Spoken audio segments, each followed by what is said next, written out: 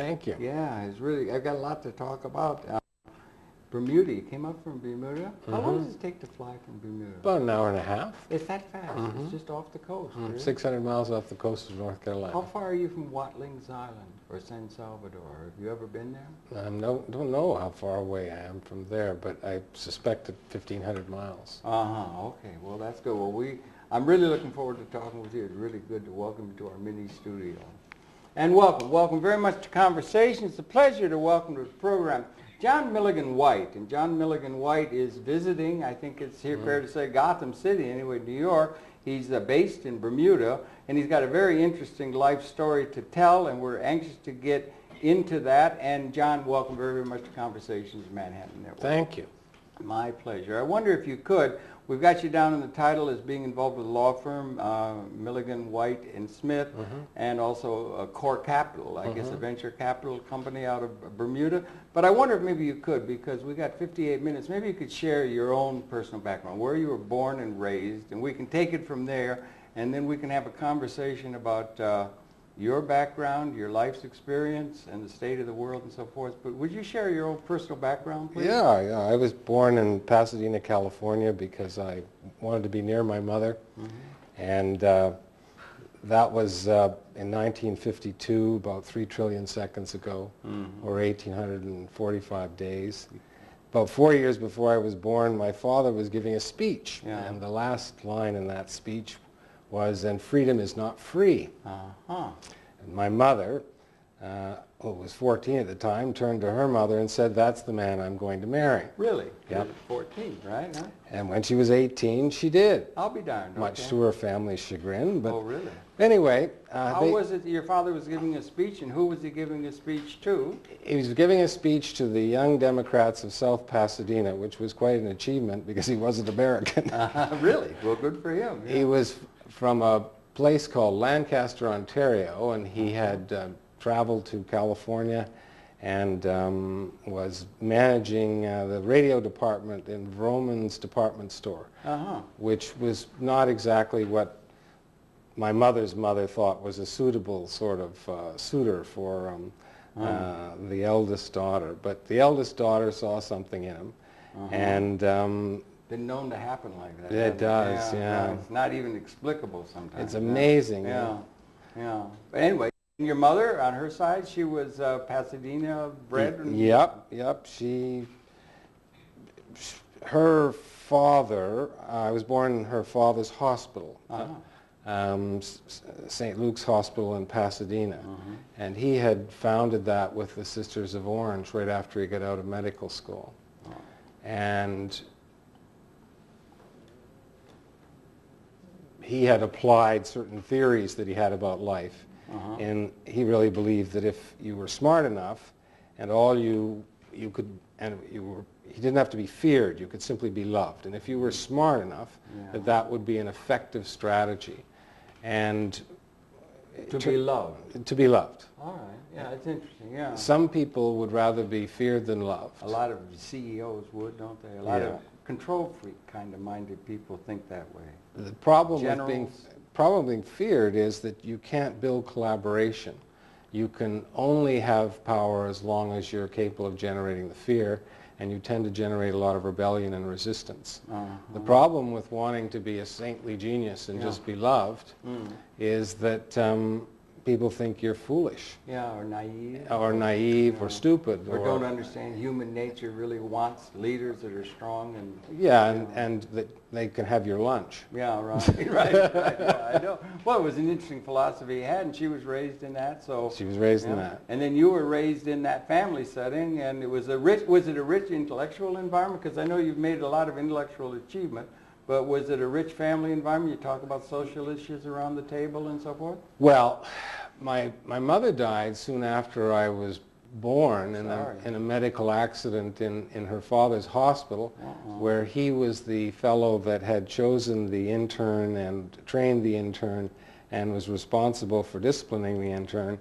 And the intern had given a dose of medicine for an ordinary pain, but had got the dosage 13 times the lethal dosage. Wow.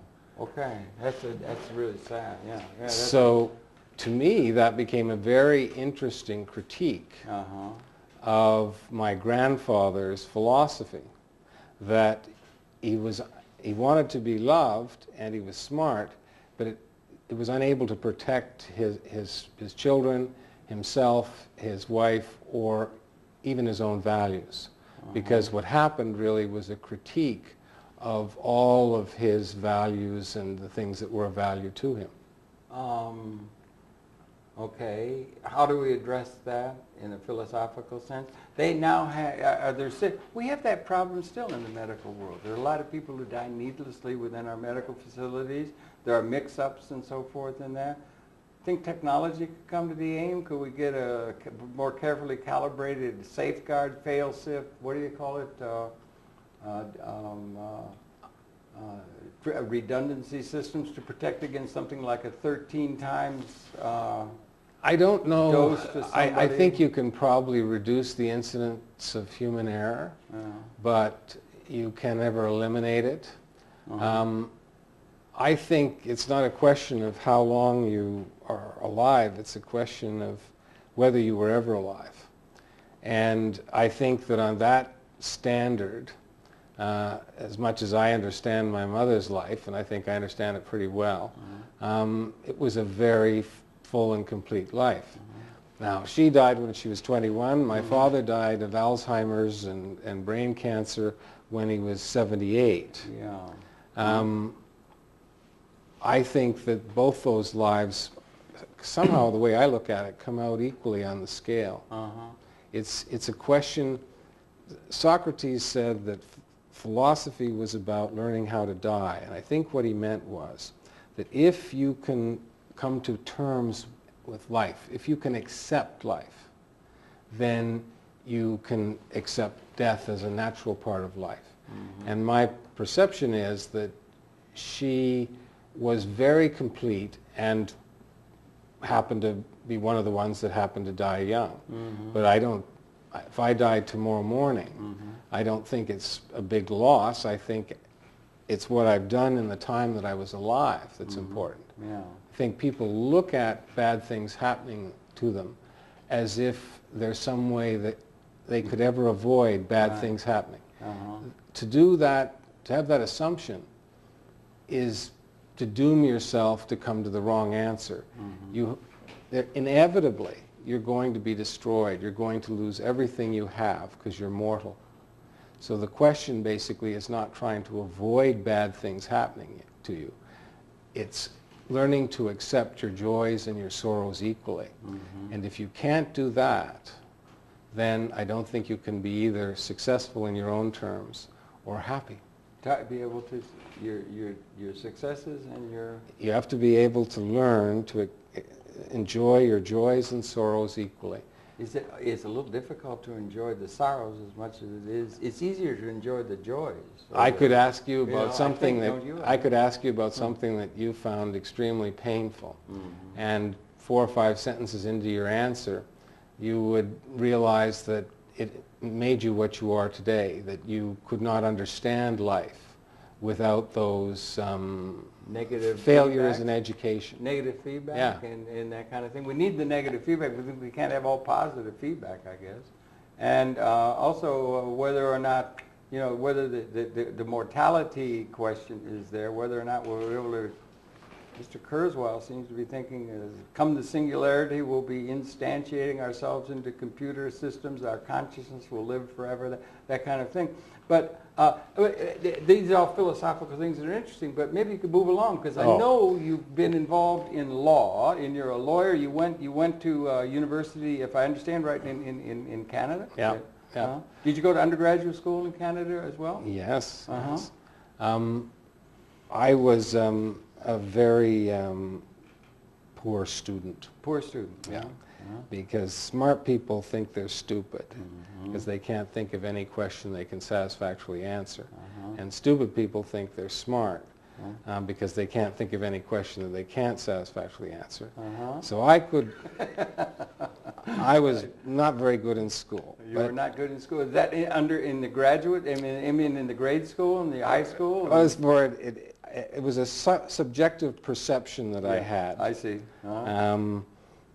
Apparently other people had the the perception that I was quite bright, but I had a little trouble passing exams. You had how trouble? Yeah, because if I wasn't interested, Stephen Hawkins, Yeah. when he got his degree from Cambridge, there was a big debate. Half the faculty didn't want to give him a degree, and the other faculty wanted to give him a distinction. Yes. Because he would go into the exam, and he would read the questions, and he would answer the ones that he thought were interesting.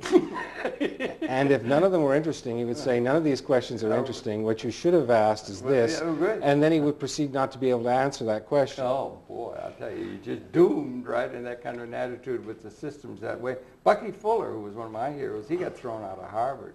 And then, because he was a comprehensivist, he said he was comprehensive rather than reductionist, some specialization within academic learning and so forth. And when they finally got around to giving a honorary degree, they finally came back because he had honors and they didn't know what to give him a degree in because he was interested in everything. So they finally gave it to him in poetics, you know. But he had a little hard time. A lot of good thinkers do have sometimes difficulty with the authoritarian structure of educational systems or something. Maybe a problem with authority figures. Robert Pirsig, who wrote Zen and the Art of Motorcycle Maintenance, had a very good approach to that in the subsequent book, Lila. He said when societies aren't changing, the traditional wisdom is very wise. But he said in American Indian societies before the Westerners arrived, they honored the weirdo. Shamans, because when conditions changed, it was the weirdo that was part of the tribe that would be able to define and accept what was happening. So I think Bucky Fuller is a profound example of somebody who asks the right questions. And because he sees more deeply into things, he sees things that are obviously true and compelling that others have never thought of. And that disturbs others. Well, it does at a time. I just saw a discussion on C-SPAN the other night about in academia, it becomes so very highly specialized. Everything you become an expert on, you write a PhD dissertation on the use of the pluperfect tense in early 13th century French poetry in the south of France or something very highly specialized, and you become very reductionistly involved in that. And he was saying, let's be just interested in everything and see the patterns between the disciplines. But academia is all broken down into disciplines. It gets more and more specialized all the time, and they have a little trouble with people because they think they're jack of all trades and not masters of none, and don't understand all the nuances that they're writing PhD dissertations about. Well, Harold, as you know, there's inductive thinking and deductive thinking. And deductive thinking is if A, then B, if B, then C, eventually arriving at Z. And inductive thinking is A, therefore J is really the answer. And the inductive thinkers drive the deductive thinkers crazy. A guy like Richard Feynman He's great. was inductive because, amongst other things, he realized it was impossible to solve the problems being deductive. Oh, right. So I think Buckminster Fuller is somebody who said, what is it we're trying to do? What were we trying to accomplish? Rather than what are we doing? And he also said, he wrote a book once, I Seem to Be a Verb, which was a pretty good title, you know, for that kind of thing. But listen, let's move on, because your education, you are, after all, so I wasn't very good at law. Wasn't very good in school, but I managed to get into university because I promised not to take Latin in university. And so I applied to 3 universities, and 2 wouldn't take me, but 1 would. And I went off, and I fell in love for the first time. And this I found my mind. Excuse me, what's this about Latin? Oh, you said you promised not to take Latin. Yes. And because of that, there was viewed my grasp. I don't quite understand Latin. Usually law. Isn't there a lot of Latin terms in the law and so forth? Well, again, they're inductive lawyers who are the philosophers, and they're deductive lawyers who are sort of the plumbers. I see. Like in anything, I guess. And you need both. Yeah. But where does the Latin come in? Well, in terms of your getting into university as you a see, young man. I would not actually pass but every year I would be promoted. In Latin? Oh, in various things. I think I passed grade 10 Latin and failed 11 and 12. And the reasoning was if I could pass grade 13 Latin, then they'd give me credit for grade 11 and 12 Well, Latin. that's good. That's like jumping a grade or something like So, that. so all they did was they said they would give me credit for grade 13 Latin, providing I promised not to take it in university. Oh, I see. It's like a remittance man or something, right? I see. So, okay. So I fell in love, and I discovered my mental powers. Yes. Unleashed by the music. Unleashed by love. Love is life, and life is love. So my lowest mark in first year was in philosophy, and I remember...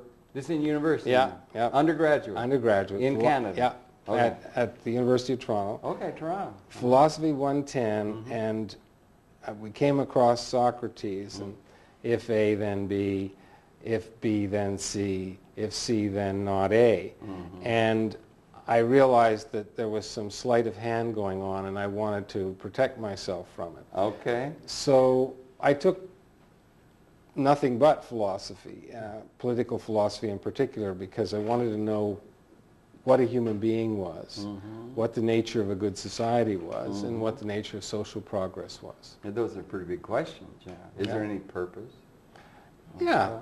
And one of the guys that I studied with was Alan Bloom. Yes, you said, yeah. And Alan used to lecture with an unlit cigar. Yes, And what he was an excellent example of is not a major genius, but a minor genius. Okay. When I remember he said when he read this particular passage in Rousseau, he cried. Yeah. And that let me understand that he was experiencing something very, very vivid that I hadn't even seen in the work. Oh, in the work. So each professor would have a strength or a weakness, but they would you focus on their particular strength. Yeah. And so I did better and better each year. In third year, I came from undergraduate. You were doing philosophy. Yep. All right. I came from a family that was somewhat distinguished in the law, and I was sure I was too stupid, basically, to go. There had been law in your background. Yeah. Your grandfather's. Both my father and a lot of lawyers. My father was a lawyer. He was in the class with Leopold and Loeb at University of Michigan in 1926. You know. That's a good class. Well, I mean, it was some kind of funny country to be in. But anyway, go ahead. Yeah. So this professor talked me into taking his course, and this course was called, had some funny title that I didn't really want on my transcript, and so he asked me what I was interested in. Right. And I was very interested in trying to distinguish wants from needs. Big question, isn't it? Huge. So he said, fine, do your 5,000 word paper on that and take the course. Yeah. So I sat down basically 2 days after the deadline for handing in the paper, and I've spent 1,000 words saying that the guy was unconscious and he only had needs. And then I spent another 1,000 words saying that he was conscious and he wanted to eat and have shelter and have some power. And then I came to the crisis, and it was now the professor had called and said he had to hand in the paper to the office to be marked by 5 o'clock. I was going to talk about rationality, but in order to talk about what rationality was, I had to talk about what the unconscious mind was. And had you delved into that philosophically on the psychological side of no, philosophy? but what the professor had said when I took the assignment, he said, be sure to look at Wittgenstein's criticism of Freud. Okay, yeah. Basically, I ended up in tears typing the last 500 words trying to get a 50. That because I was aware of things that were affecting my thinking that were mysteries to me, I could find no definition of rationality that made any sense. Had you been reading Wittgenstein and Freud? No. But you had it in the 500 words that were to become 50? Wittgenstein? No, I simply said the same thing that Wittgenstein said about Freud, which you was... found afterwards. Yeah. Oh, yeah. Well, he told me before, but I was too stupid to... Who told you? The professor. The professor. At the very beginning. Right. Okay, right, okay. Yeah. So anyway, I got a very high mark for that paper. Good. But I shifted out of philosophy into politics because there were policemen and rules were more certain. And in politics? Yeah, as compared to political philosophy. Okay, huh? So being too stupid to go to law school, I decided I would do an MA in political science and found I was offered a teaching position at the university that wouldn't accept me as an undergraduate 3 or 4 years earlier. Really? Yeah. Teaching what now? Political philosophy? Canadian politics, which I'd never taken. Politics. That's a little different than political philosophy, huh? Very different. So you became an instructor at a university or something? Yeah. So how'd you get from the instructordom to law school? Well, I burned out. Yeah, right. Okay. And so I got a people job as running a consumer aid bureau, and I handled 1,006 complaints. Everything from a guy whose iguana's lips had fallen off to 80 families that built houses on leased land and didn't own them. So by that time, I decided I might be smart enough to go to law school, and I'd fallen in love, which again was a big stimulant to me. Well, you had fallen in love earlier, hadn't you? Or is this when you really This was only the second time. Second time, Yeah. okay, right. I'd seen this, seen this black woman at the university I was teaching at, and I'd made a note to talk to her. Which university was This was Queen's University in Kingston, Ontario. Kingston, yeah, right, okay. And so I spoke to her, and I asked her what she thought of the kids that went to the school, and she said they were kind of boring because they were all the same. So I married her. Right on the spot, right? Yeah, you better grab that, right, yeah. And I went to Bermuda. She was from Bermuda, and I decided that Bermuda needed some changing. Wait a minute, that's how you got to Bermuda? Now wait a minute. I never knew where Bermuda was. I never heard of Bermuda. You never heard of Bermuda? Never heard of it. Beautiful place. It's great. The highest per capita income in the world or That's something right. you told me over dinner? Well, yeah, but wait a minute. What about the law school thing? Didn't you have to go to law school and go through the bar and all that kind of stuff? Yes. You were teaching... well, we got married and we went to law school. Oh, you went to law school together? That must yeah. have been fun. It was fun. We sat in the front row, Uh-huh. and if the professor wanted to get a complete spectrum on the issue, he'd just ask each of us in succession what One we had thought one covered, one had the other? Which were you responsible for? Can you remember? Well, I usually had the silly idea, and she usually had the learned idea. Okay, good, right. Okay, right, all right, yeah. So... and you liked law school? You liked the law? Is the law differently taught or the law set up the law is in taught Canada than in the United States? And no, it might be both. good to do some comparative thinking about law systems around the world and what we've inherited out of history and so forth. It's important. One of the big contributions of America is that it uses the Socratic technique of teaching law. In England, a lecturer comes and just lectures and leaves. In America, they ask you what you think, and they then proceed to teach you that what you think is full of holes. I see. So that's the Socratic technique. So I then went and did some more law, and I had gone in the summer of first year law school around in Bermuda asking people what sort of things they needed lawyers in Bermuda to know. And they had told me they needed to know about reinsurance and about tax and finance. And so I studied that, and big issue, likely to be a big issue, if you don't mind. No. There is insurance and then there's reinsurance. Maybe you could discuss that because, you know, Mr. Spitzer is now zeroing in on nobody less than Mr. Buffett in terms of his very large reinsuring patterns of behavior, you know, in Omaha. And what do we mean when we say reinsurance? We know insurance, there's casualty insurance against loss. It could be for business loss. It could be, or like fire casualty. But what is reinsurance? The essence of reinsurance is that you may succeed if you're Allstate in selling insurance to, let's say there's 100 households. Yeah. And you might sell to 50. If a plane goes down, the fact that usually you've priced the product on the basis that statistically 4 houses burn down a year. But if a plane goes down, you're not going to have 4, you're going to have 100. So the insurance company sells the stuff, and it then sells part of the risk to a reinsurance company. And typically, it wouldn't be prudent for one jurisdiction to try to insure and reinsure the risks within that jurisdiction. Because? You'd have a concentration of risk, just like you'd, in the example with the house, the 100 houses in a neighborhood. Right.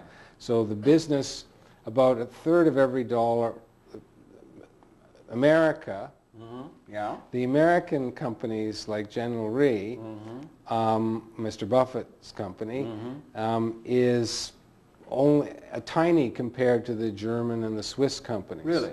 Because the Germans and the Swiss don't have antitrust or insider, the same sort of antitrust rules, and so Munich Re owns part of Deutsche Bank, and Deutsche Bank owns part of Siemens, and it's all integrated like the European royal families. But your question was about reinsurance.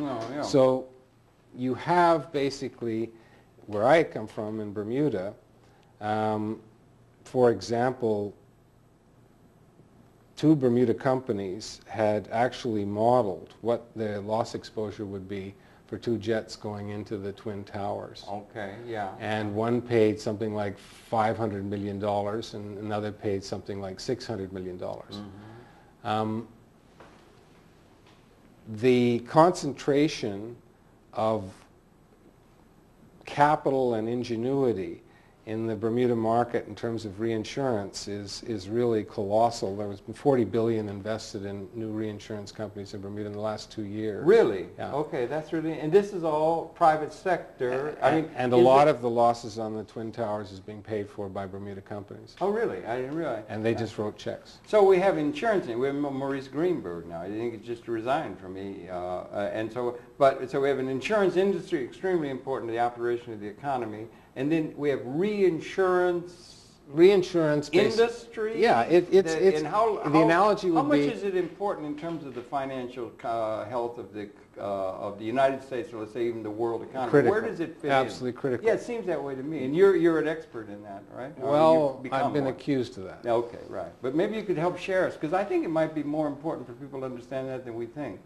You cannot operate a business without insurance, because sooner or later you're going to have an event which is going to cost you more money than you have. Right. That's part of your risk. And it's part of your risk. It doesn't matter how big the business is. Right. So you need insurance. And once you need insurance, the analogy would be insurance is the retail operation, and reinsurance is the wholesale operation. Okay, who are the big retail reinsuring wholesale entities within the world financial system? Munich Re, Swiss Re, SCOR was French, Munich is German, Swiss Re is Swiss. You have ACE and XL in Bermuda, who are, ACE and XL were founded in 1987, and these are reinsurance companies, and they bought 25% of Lloyd's, and they ACE I thought bought Lloyd's was, well, Lloyd's has been. It used to be. Lloyd's was really built on the British Empire. Right. And it became a little too inbred, and it had some character flaws. So essentially, it went broke. There were 100 syndicates, 106, and now there are only 52. So it is an entity basically where market practices weren't regulated. They were self-regulated, and they therefore got themselves into trouble.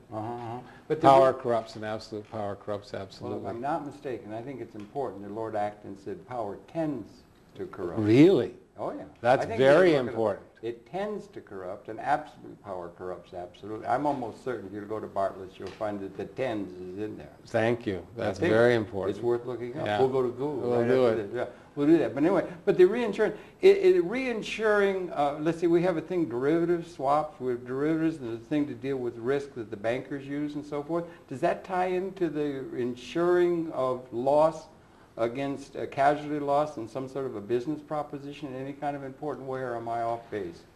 You're not off base. In 1993, there were a whole bunch of storms, and they pretty much, the 2,000 or so American insurance companies, property casualty, have about $200 billion in capital and surplus.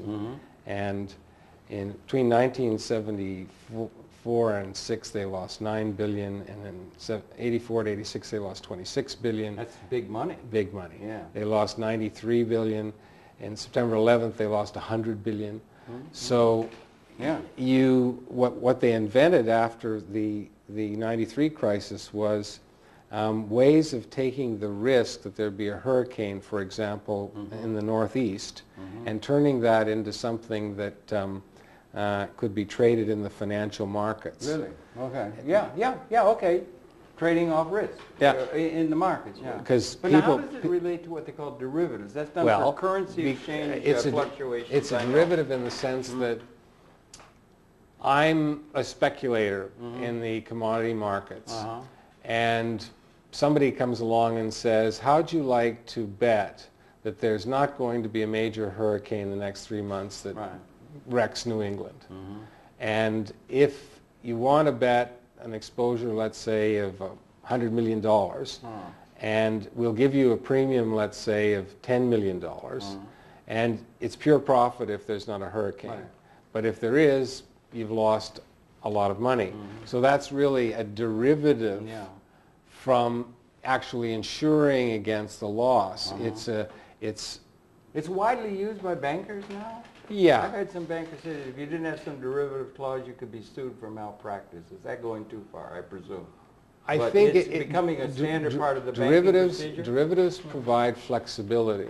And it's a hedge against risk. Huh? Hedge against risk. Right. And that's something people are importantly interested in. Well, you have to. You have to, because our financial system is very, very fragile, much more fragile than we realize. Really? Okay, that's unquiet. That's dissettling. That's all I need. A little something to unsettle me a little bit more than the daily news reports. Life is risky. I know. I'm afraid it is. And in the end, we lose. Yeah, I don't want to even go out there. So we might as well be happy now. What was the guy in the tin drum? I didn't even want to come out here, you know. I mean, that was really funny. That was the kind of thing. But it had that. So you've been, and if I may, I don't want to be, but this thing about reinsurance, I mean, you're interested. You have a law firm, a major law firm in there, and you've been involved with insurance, reinsurance, and that sort of thing, and understand the world financial market. And we want to get to the fact that you are also beginning to do venture things. You made a very big deal, I think, if it's not mistaken, with China, and you're becoming with China. You're becoming involved venturely with China and so forth. Is that part of the thing moving along? I come back to that reinsurance. I think do the government systems? Do we ever put the full faith and credit? Do we have an adequate industry, commodity insurance against business loss in terms of the business structure of the United States, let's say?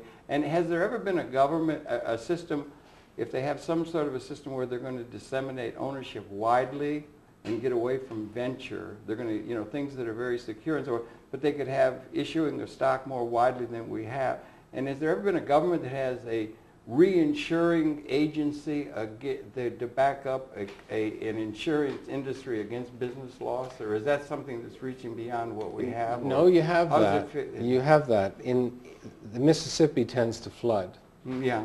And people tend to keep building houses where it floods because that's where they're from. Yeah. So the only people that will insure that is a government-owned entity.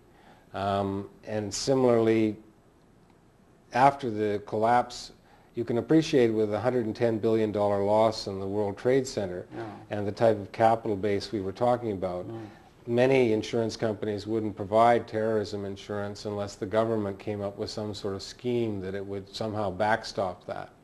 Yeah, okay.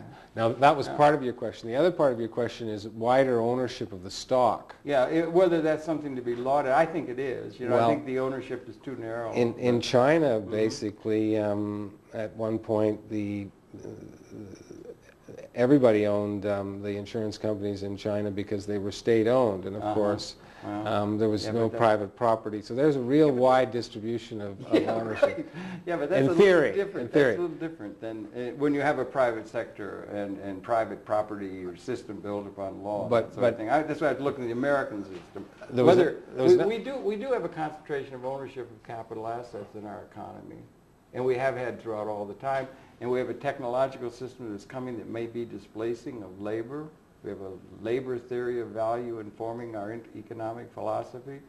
Employment Act of 1946 underpins our whole economic system. The idea that we're going to distribute income to the masses through their labor participation in an economy where the technology is becoming ever more relevant in terms of percentage with labor to production, and the assets are owned by a relatively small group, are they not? They are. And is it a problem, I wonder?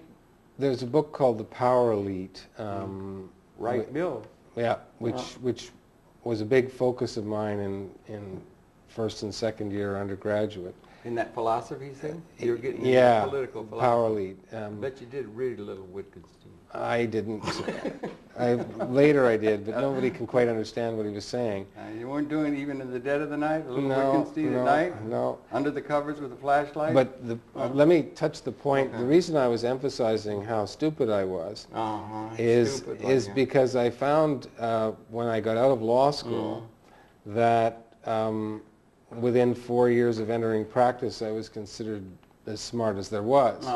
So I was trying to say to people in the audience who think that they're stupid, that probably means they're smart. I see. And if they think they're smart, they should probably think again. Yeah, right. That's a nice you should be in the diplomatic corps with that kind of language. They should think again, right? Yeah. So when I got out of law school, I started a law firm right away. In Bermuda? In Bermuda. All right. And we did reinsurance, contract, and agency law. And very important. I think it's going to emerge as really an important issue in terms of the shaping of the world economy, I believe. You're on the cutting edge of that, if I may suggest. At least you're...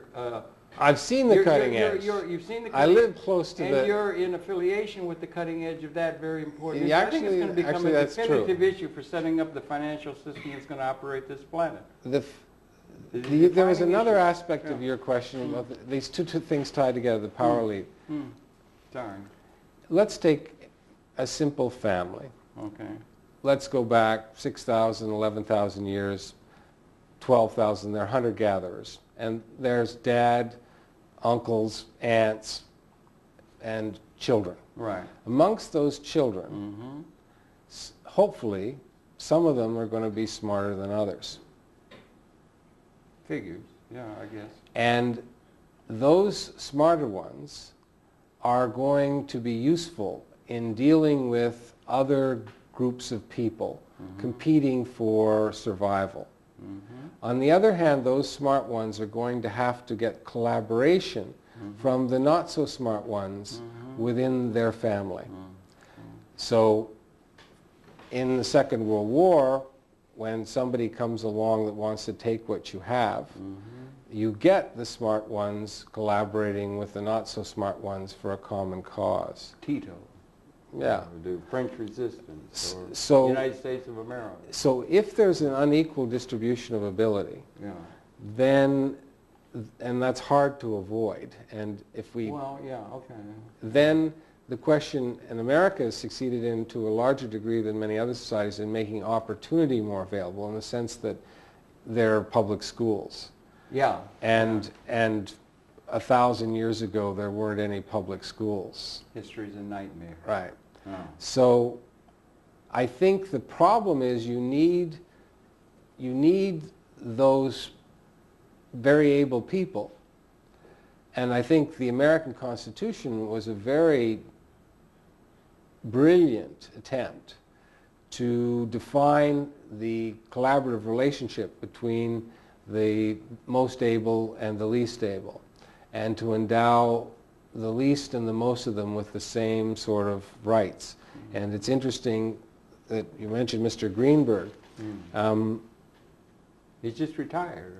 Well, yes, and not voluntarily. Yeah. So that really is a tribute to the society in which you live in, which you can look at and say is really a pretty disgusting place, or you can say is a hell of a lot better than the one that your ancestor 2,000 years ago lived I don't in. think there's any doubt there's progress. You know, August Comte or something, but there is progress, and we're making progress. Things are getting better, I think, through time.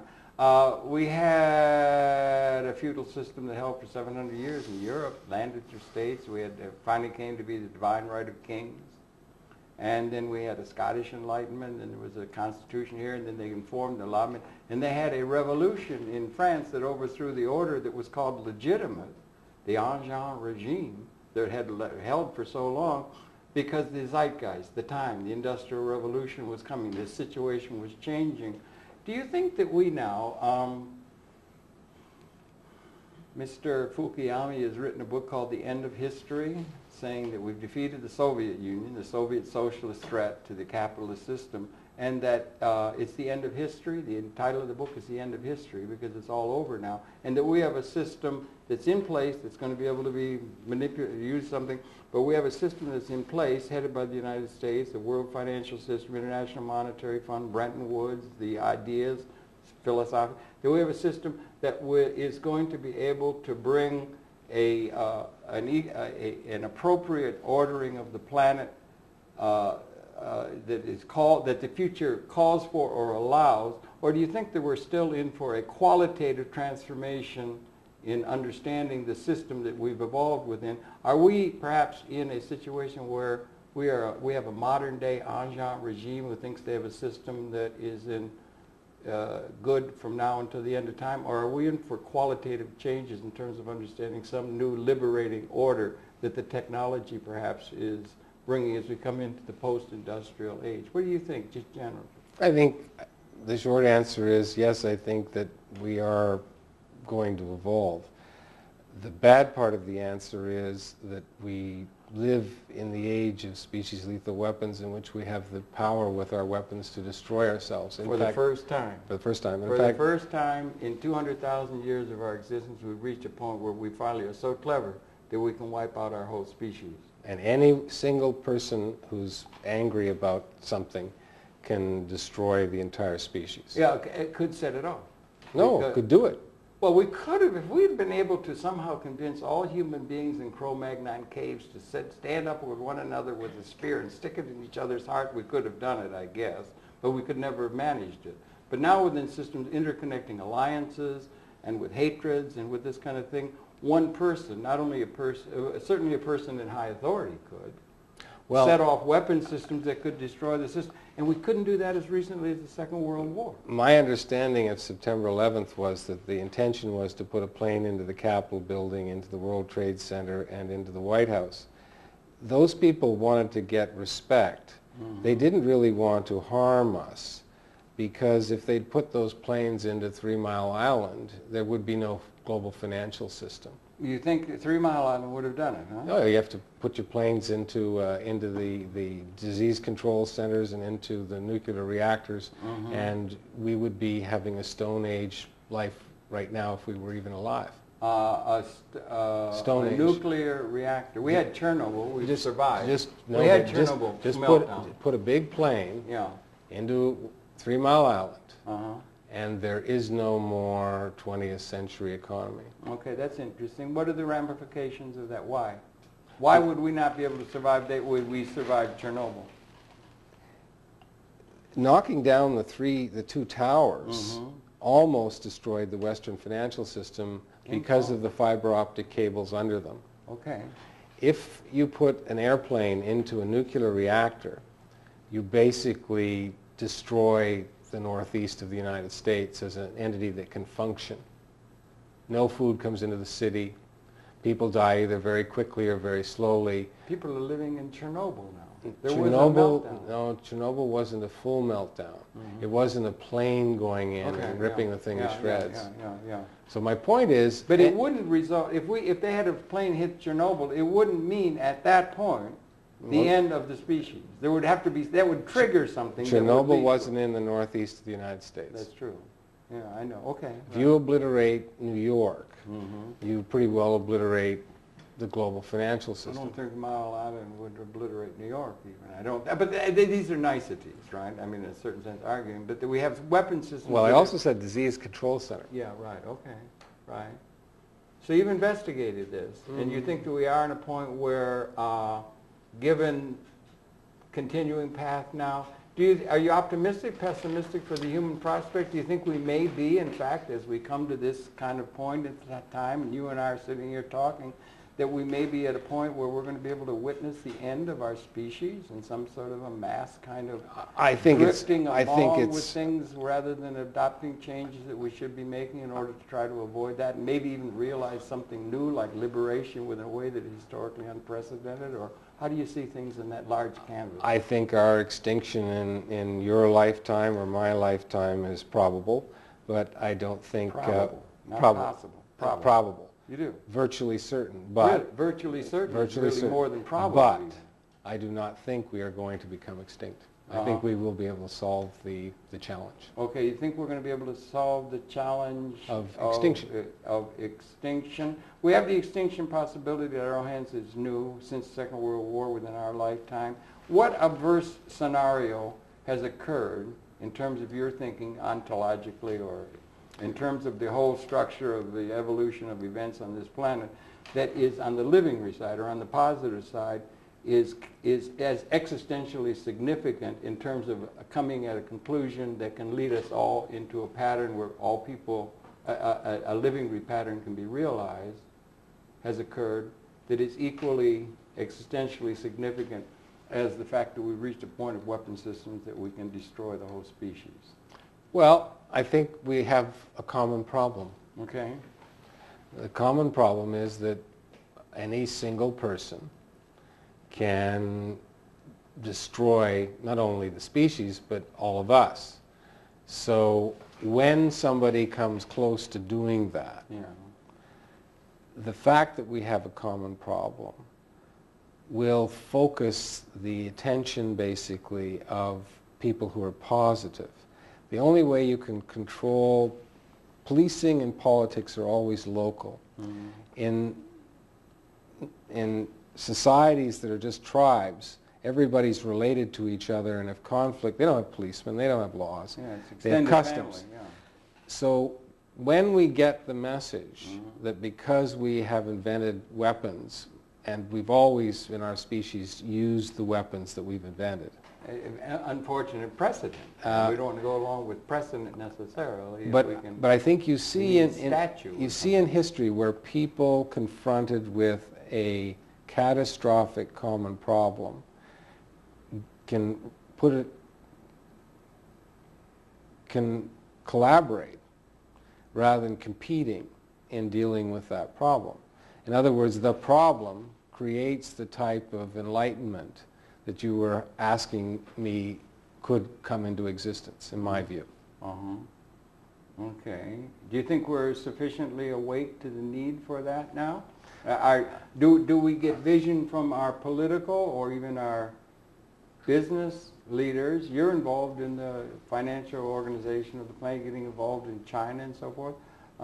Do we have our leaders, roughly seen, intellectual or otherwise, do we have vision that is beginning to be informed by the real understanding of that existential threat?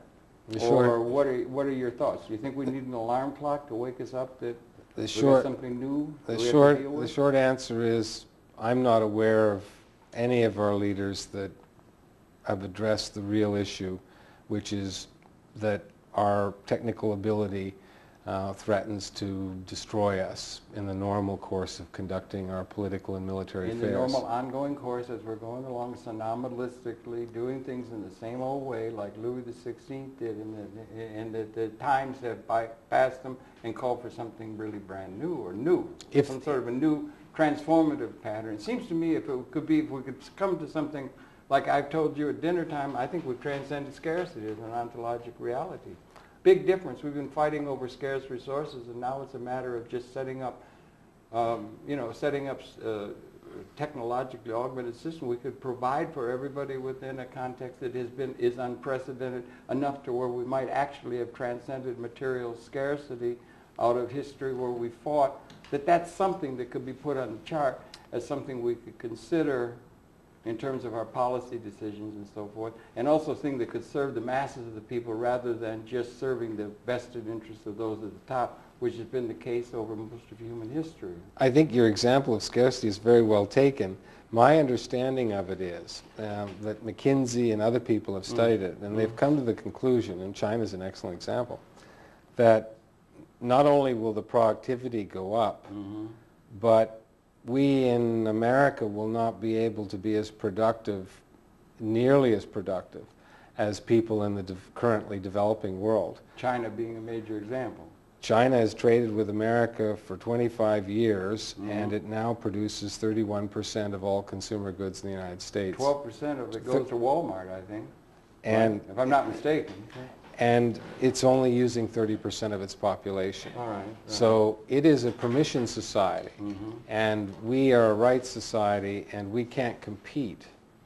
So you will get a distribution of wealth, but you may find as an American you're very poor. Compared to what we've been relative to the rest of the world through time, because things leveling out. So for a long time we had a monopoly on productivity. Productivity is a term that relates usually, in most people's mind, productivity is related to a ratio of capital and labor input, usually stressing labor.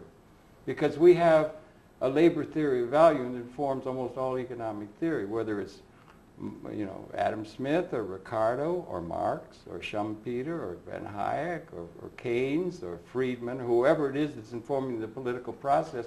The idea is somehow that labor is the source of production. And we're getting to the point now where the input of actual production, apart from productivity, of technological instruments that are even starting to learn by robotic systems themselves and are tremendously productive in terms of goods and services, and even knowledge and sharing and so forth, but it's not the labor input and distributing income through labor criteria or jobs to the masses of the people. Lord Keynes warned that there will be technologically induced unemployment as the technology becomes so advanced and overwhelmingly productive, but you're not going to need the labor input that you have throughout the human experience, and we distribute to the vast majority of the world population. The way they have income is by having a job within a system where all the capital assets are owned by a small class at the top, the plutocrats in all the countries of the world. And it seems to me that's a model that isn't going to be able to last. Why I think the reinsuring industry is going to become very important if we get to the point where we realize we have to make owners of the masses of the people as an income distribution system, if only to get the market to buy what increasingly automated technological systems are capable of producing. I don't know. But we can't just continue having all the assets owned by a small class at the top, even though we can't any more than we could have done it in Louis XVI's time, perhaps. We live in a knowledge revolution, so that changes what the definition of labor is. Thinking is labor. As far as the distribution of material goods and power, it seems to me that when one group topples the other, they proceed to run around and Jared Diamond calls it from kingship to klept. In other words, as you consolidate power, whether you're having a people's revolution or you're having whatever, regimes fail because they tend to glom onto power for themselves. It seems to have been that way throughout the whole human experience. It seems and continues. It's rather similar to physics. Yeah, all right. Yeah, right. And if we try to do something that is contrary to the laws of physics, we better have an awful lot of willpower. Yeah. Well, contrary to the law of physics, Bucky Fuller used to look about and he said the second law, anyway, of thermodynamics is all systems, closed systems, move toward chaos, to the limits of the system. And he cast about and he said, is there something about biology? And he said that biology itself, the evolutionary process, was an anti-entropic, he came to call it synergistic or syntropic. Anti-entropic function in the universe is to move across entropy. To grow. And to bring increased conscious understanding to the pattern of universal mind that is a anti-entropic force that the biology process, apex perhaps by mankind, is achieving, that we're fulfilling that as we move across entropy to bring increased knowledge, and we may be coming to a time of transcending the human experience. Well, death transcends the human experience, and extinction transcends the human experience. But also, there was a consciousness, Australopithecine, before there was Homo sapien. There will be a consciousness at a higher level in the evolution of universal consciousness, if there is that, in an a priori mysterious universe perhaps, at some point we will come to the end of this experience called the human experience. It's like a pregnancy, and maybe that time is in the time in which we find ourselves. Yes, but my view is we're physics, and if you had an IQ of 7 million, and you might create a baby in a test tube that had, it would look at its creator and think it was extremely stupid. I'm sure that being smart is just a matter of temporary luck. The question, and we undoubtedly will evolve into something that has very little resemblance to what we are today. Also maybe collectively, Gaia, some sort of thing where there's 100 trillion cells in the human organism and they all work as a system. Well, you know, Harold, staggering. It's a little bit like New York City. Oh, that, well, I don't know if it's that bad. No, but look at, if you look into a microscope at what's going on inside a human being, and the traffic on the arteries of Fifth Avenue or 57th or 14th Avenue.